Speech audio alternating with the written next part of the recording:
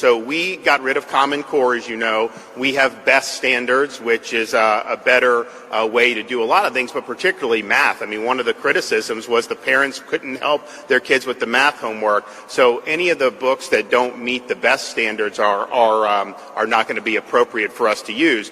You do have things like social and emotional learning and some of the other things that are more political in there. In our view on something like math, first, it doesn't meet the standards.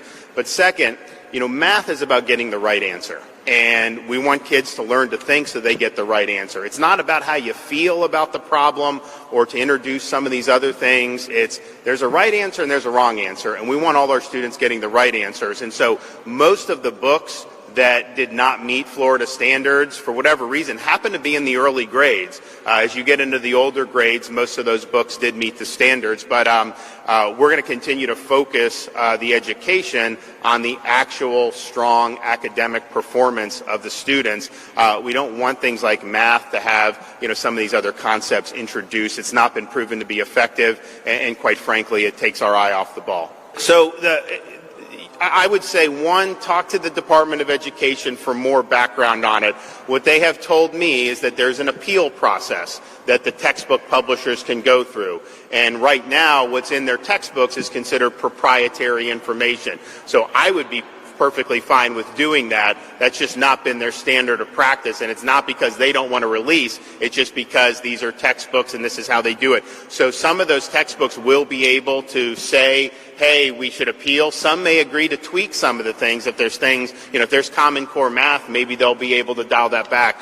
So there's a process that they're going to go under. But I would talk to the Department of Education and ask them what they were going to do. I would like it to be released, but I also respect the process. I would also just point out, I think if you look, when people will try to look at the Western countries, and I think they've had pretty similar experiences, regardless of the mitigations imposed.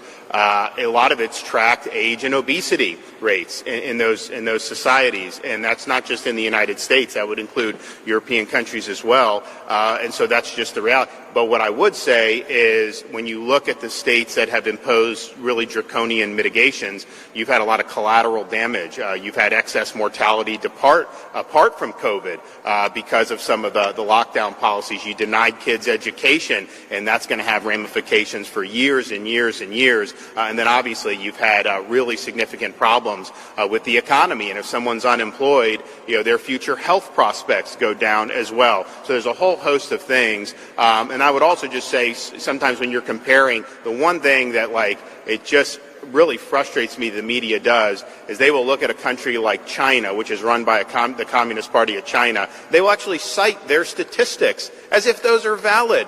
According to China, they have had no COVID deaths for a year and a half. Do you believe that? And if you believe that, I have a bridge in Brooklyn I would like to sell you.